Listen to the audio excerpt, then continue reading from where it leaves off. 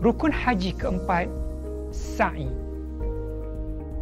Sa'i bermaksud berjalan ulang-alik antara Bukit Safa dan Bukit Marwah menurut syarat-syaratnya.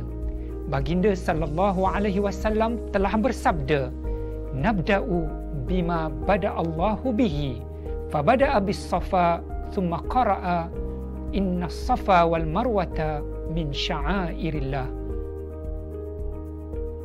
Lalu baginda bermula sa'i dari Bukit Safa dan membaca firman Allah dalam suratul Baqarah, "Inna Safa wal Marwata min sya'airillah."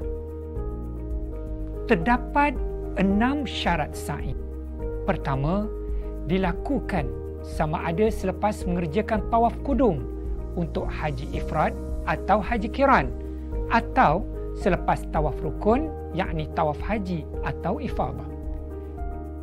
Kedua, bermula dari Bukit Safa dan berakhir di Bukit Marwah. Ketiga, cukup 7 kali berulang-alik dengan yakin.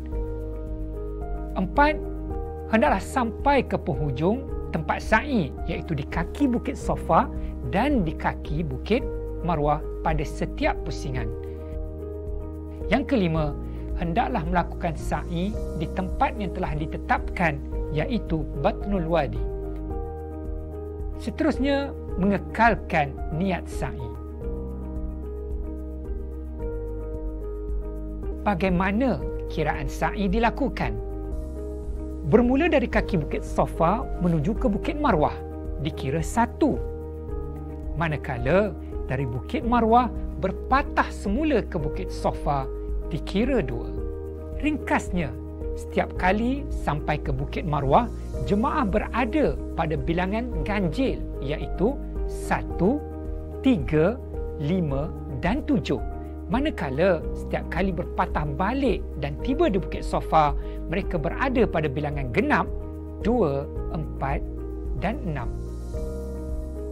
Ada beberapa perkara yang jemaah juga perlu tahu.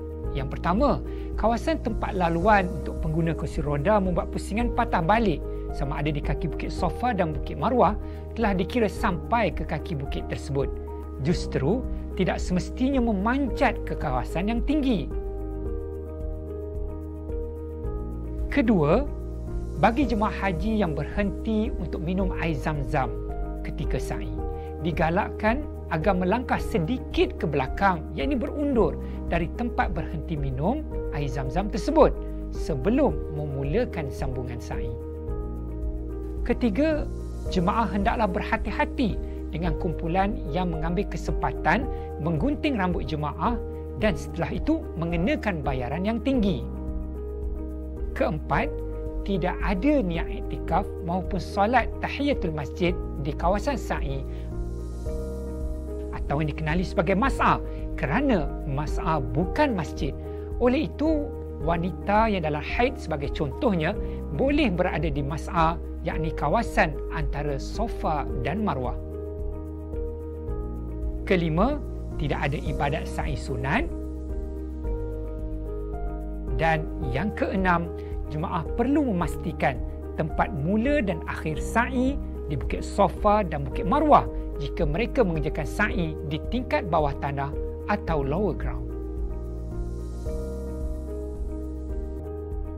Terdapat beberapa amalan-amalan sunat sepanjang mengerjakan sa'i.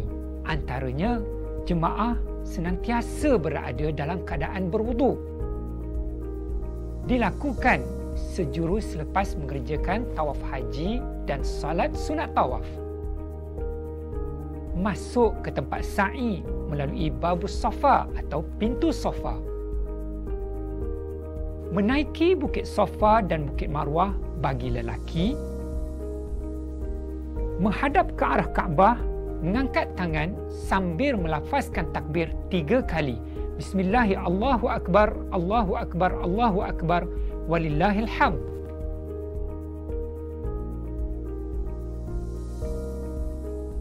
Diikuti dengan bertahlil dan berdoa semasa berada di Bukit Safa, begitu juga di Bukit Marwah. Mualat, yakni berturut-turut sehingga sempurna 7 kali ulang alik.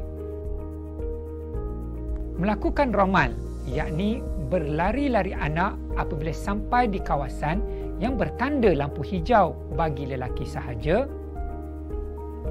Bagi jemaah yang masih berada dalam tahallul awal, yakni memakai ihram, mereka disunatkan berittiba' sepanjang melakukan sa'i.